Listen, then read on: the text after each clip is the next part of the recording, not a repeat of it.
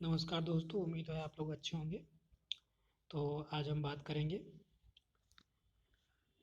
Pavlov के सिद्धांत के बारे में। तो पावलोव का सिद्धांत जो है, तो इनके सिद्धांत का नाम है अनुकूलित अनुक्रिया सिद्धांत, कंडीशन रिस्पॉन्स थ्योरी इंग्लिश में। तो इसके अन्य नाम क्या क्या हैं? परंपरागत अनुबंधन सिद्धांत या प्राचीन अनुबंधन सिद्धांत, ये एक नाम है। दूसरा है शास्त्रीय प्रतिक्रिया का सिद्धांत। तीसरा शास्त्रीय अनुबंधन सिद्धांत या साहचर्य अनुबंधन सिद्धांत। चौथा नाम है प्रतिवादी अनुबंधन सिद्धांत। पांचवा नाम है प्रतिस्थापक सब्स्टिट्यूशनल सिद्धांत। छठवां क्लासिकल शास्त्रीय अनुबंधन सिद्धांत, क्लासिकल शास्त्रीय अनुबंधन सिद्धांत। सातवां उद्दीपक अनुबंधन सिद्धांत। आठवां अनुक्रियात्मक अनुबंधन उद्दीपन साहचर्य सिद्धांत। नौवां यश अनुबंध सिद्धांत यानी संकेत। आर्य गहने ने जो दिया था पहला, आर्य गहने का अधिगम का सिद्धांत दिया तो उसमें पहला संकेत ही है, तो जो कि पावलोव से मिलता है। ठीक। और 10वां है प्रतिक्रिया अनुबंधन सिद्धांत। तो इसमें से जो आपको याद करना है वह मुख्य मुख्य क्या है? अनुकूलित उनका ये याद कर लीजिए, शास्त्रीय अनुबंधन, तीसरा, छठवां, सातवां, नौवां,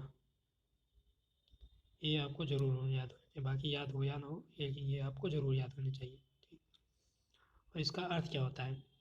अर्थ होता है अस्वाभाविक उद्दीपक के प्रति स्वाभाविक उद्दीपक के समान होने वाली प्रतिक्रिया को संबंध, सहज क्रिया या अनुबंधित क्रिया कहा जाता है। इसका कारण अनुबंधन होता है। इसे कुत्ते पर प्रयोग किया जाता है।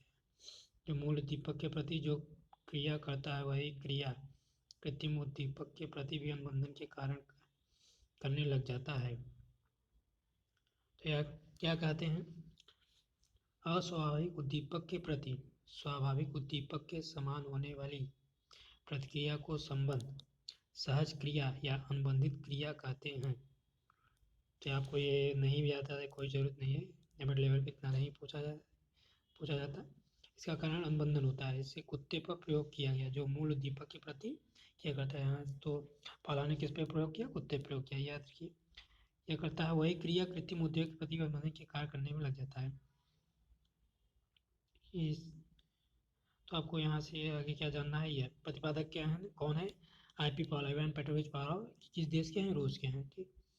नोट: रूस के शरीर विज्ञानी जिन्हें 1904 में पाचन क्रिया के लिए नोबेल पुरस्कार दिया है। इसके लिए नोबेल के लिए उनका 1904 में क्या थे? शरीर वैज्ञानिक थे। याद रखना है। अगला पॉइंट है अनुबंधन के पिता। गोचर की शुरुआत आई.पी. पावलोव अनुबंधन के पिता कहा गया है इन्हें। यह कहते हैं सीखना एक अनुकूलित अनुक्रिया है। अनुकूलित अनुक्रिया है, याद रखिएगा इन तीन यहाँ के नीचे के पॉइंट।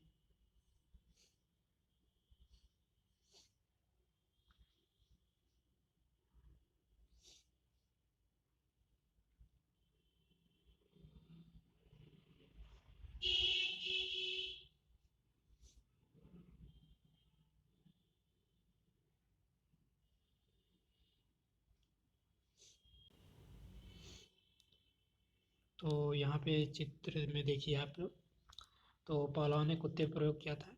किस पे प्रयोग किया था? कुत्ते पर प्रयोग किया था। ये लोग आप लोग याद रखिएगा,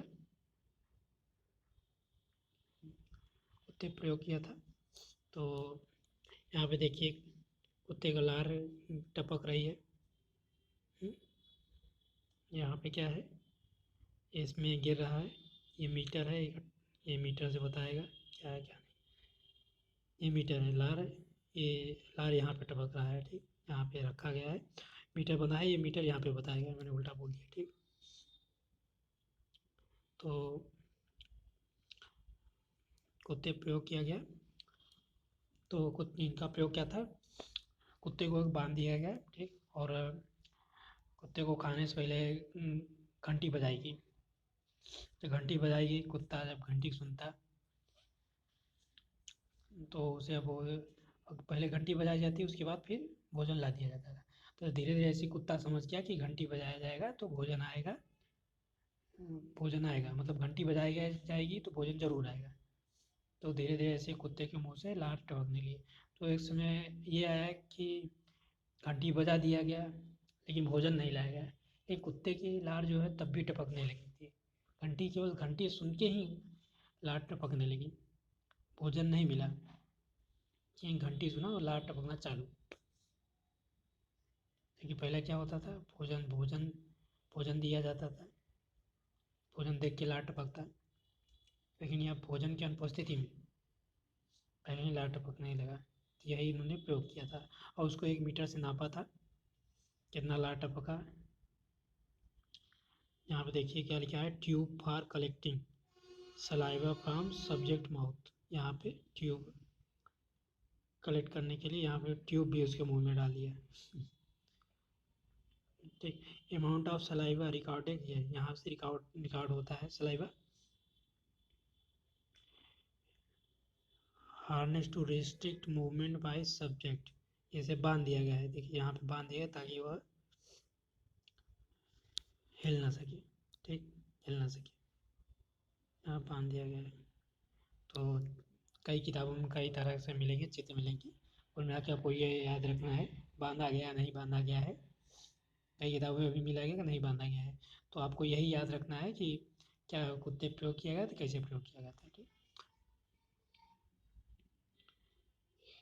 तो यह प्रयोग कुत्ते पे किया है तो आप जानेंगे। यह नियम साचर नियम एसोसिएटिव पर आधारित है। यहाँ यह भी याद रखिए साचर का नियम फॉलो संबंधित है टाइपियस कंडीशनिंग से। तो यहाँ पे देखिए यूसीएस यूसीआर।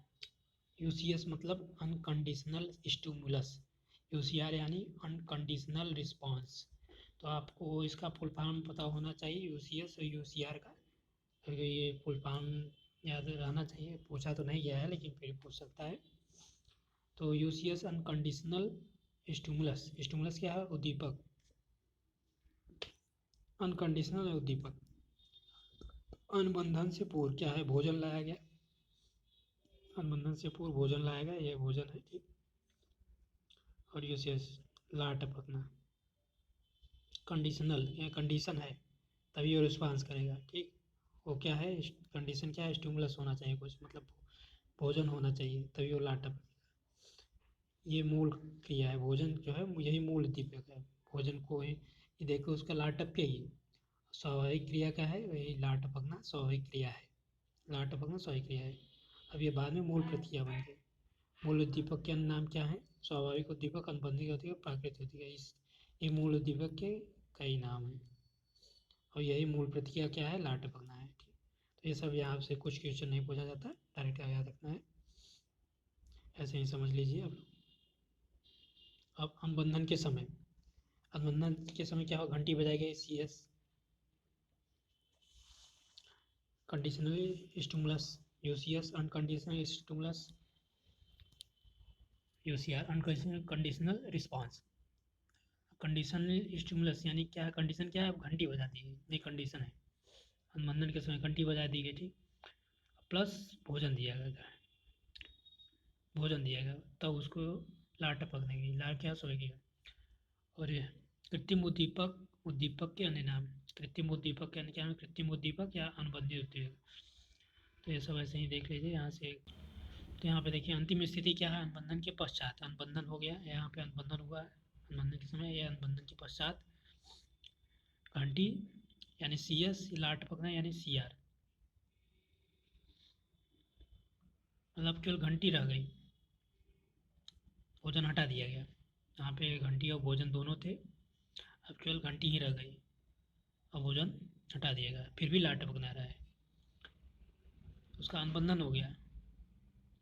CS CR संबंध प्रक्रिया अनुबंधित प्रक्रिया है। फिर उसके बाद UCS UCR, यहाँ से आप देखो, देखिए पहले CS CR आया, ठीक, उसके बाद UCS UCR आया, फिर उसके बाद CS, फिर UCS UCR, ये इतना पूरा आया। फिर उसके बाद ये सब गायब होकर CS CR ही रह गया, CS CR ही रह गया। मतलब ये क्या, केवल घंटी रह गई और लार टपकना रह गया, घंटी पे ही वो लार टपका रहा है, नोट, केवल घंटी के उपस्थित होने पर लाट टपकना सम्मत प्रक्रिया है। आगे क्या है, विलोपन, जब लगातार CS को उपस्थित किया जाता है तो CR का बंद हो जाना विलोपन कहलाता है। जब लगातार CS को उपस्थित किया जाता है, एक जो घंटी लगातार बजाई जा रही है, CS क्या है यानी घंटी, CR का बंद हो जाना विलोपन कहलाता है। मतलब CR बंद हो जाए यानी लाट टपकना बंद हो जाए, घंटी बजा रहे हैं लेकिन अब लाट टपके ना, तो वही CR का विलोपन हो गया। तो ये सब तो उतना डिटेल नहीं पूछा जाता। अब आते देखते हैं अनुबंधन के प्रकार। सहकालिक अनुबंधन, घंटी प्लस भोजन साथ साथ, सहकालिक के मतलब ही साथ साथ, जो अनुबंधन साथ साथ हो, घंटी प्लस भोजन है तो साथ ही लाया जा रहा है ना, घंटी और भोजन साथ साथ लाया जा रहा है, इसलिए सहकालिक अनुबंधन कहते हैं। दूसरा है विलंबित अनुबंधन, CS की UCS से शुरुआत व अंत दोनों पहले होता है, डिलेड कंडीशन होता है। CS की UCS से शुरुआत व अंत दोनों पहले होता है। UCS से शुरुआत, CS जो है UCS से पहले आएगा, अंत दोनों पहले होता है, तथा अंत दोनों पहले होते हैं, आनंद भी पहले होगा। CS यानी कंडीशनल स्टिमुलस, CS यानी घंटी, घंटी जो है पहले घंटी बजाएंगे।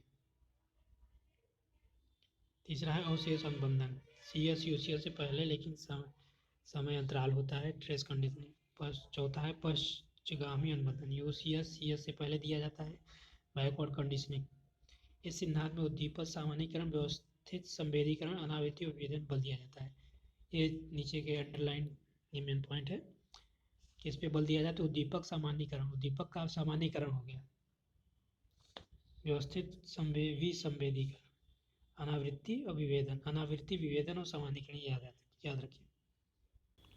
और अनुकूलित अनुक्रिया को प्रभावित करने वाले कारक क्या हैं? पहला है प्रेरक का अभाव, प्रेरक ही ना रहे। दूसरा है उत्तेजकों के संबंध का प्रभाव, निकट का संबंध,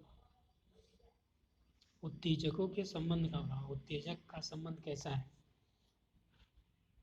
अगर उत्तेजक निकट है तो जल्दी होगा, दूर है तो धीरे होगा। तीसरा उत्तेजकों की पुनरावृत्ति, रिपीटेशन, बार बार दोहराने से जल्दी अनुबंध होता है, बार बार दोहरा रहे हैं, जल्दी जल्दी उसको भोजन दे रहे हैं कुत्ते को।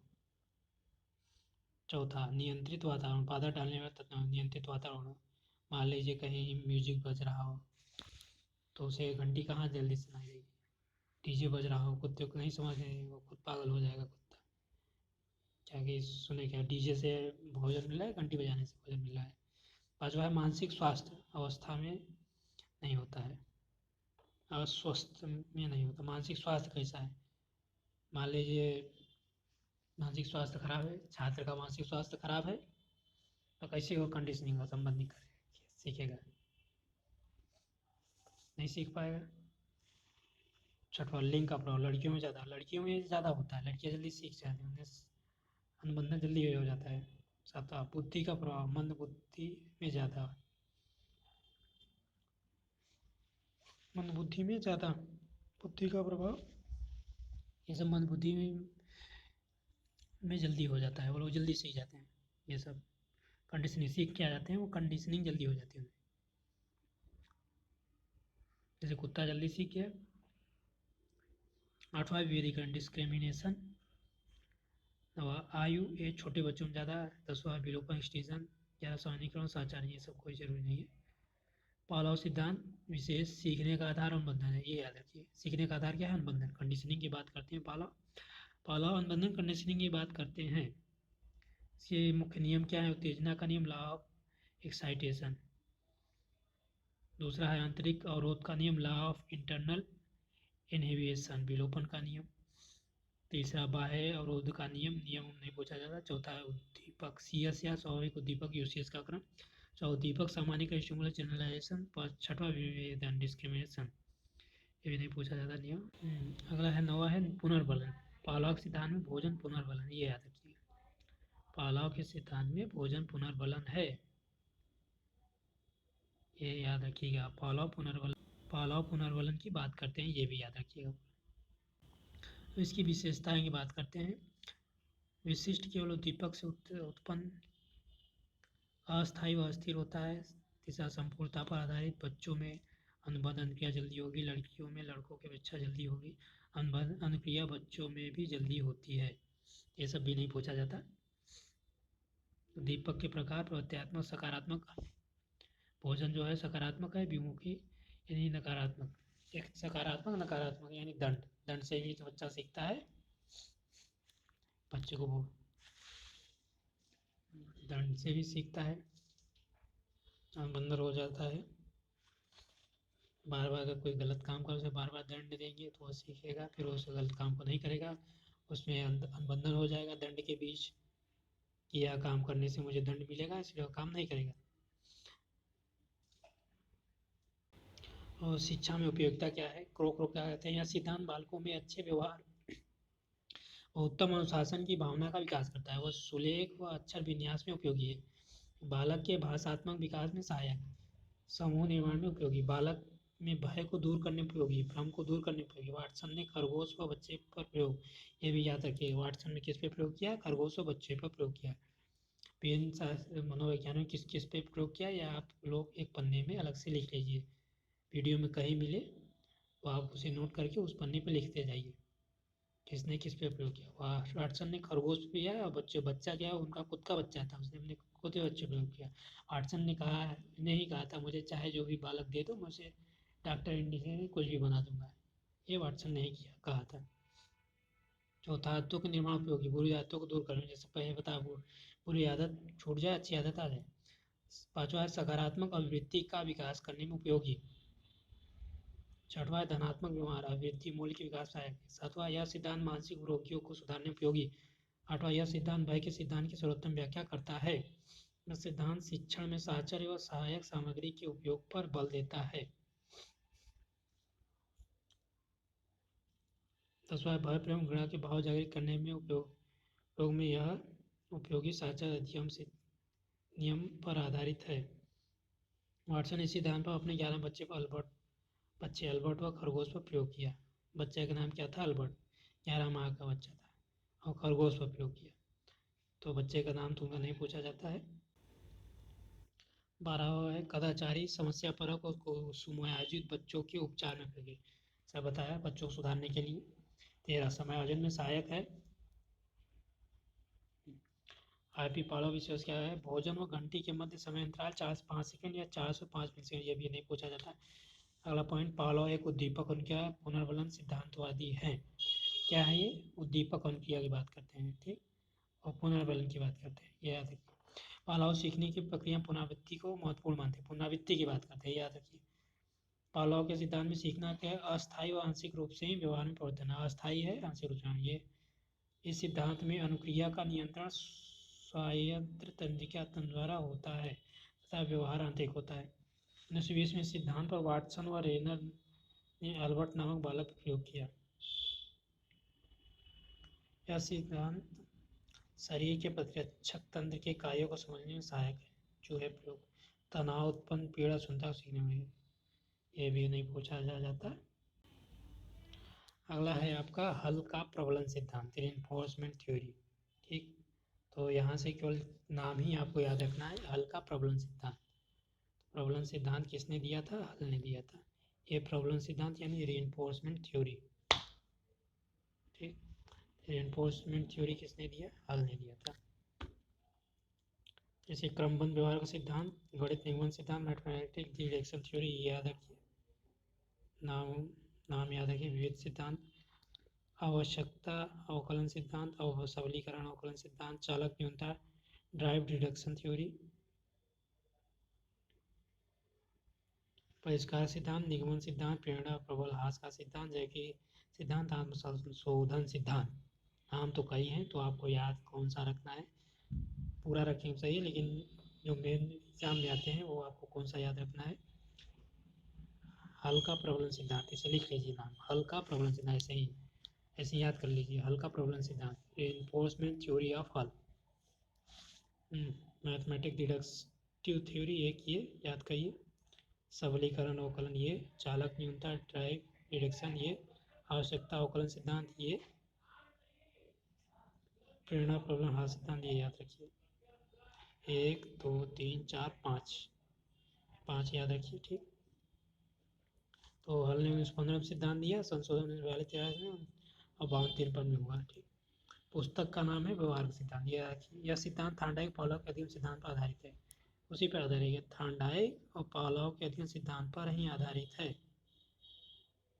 ठीक है, पावलोव और थार्नडाइक के अध्ययन सिद्धांत पर ही आधारित है।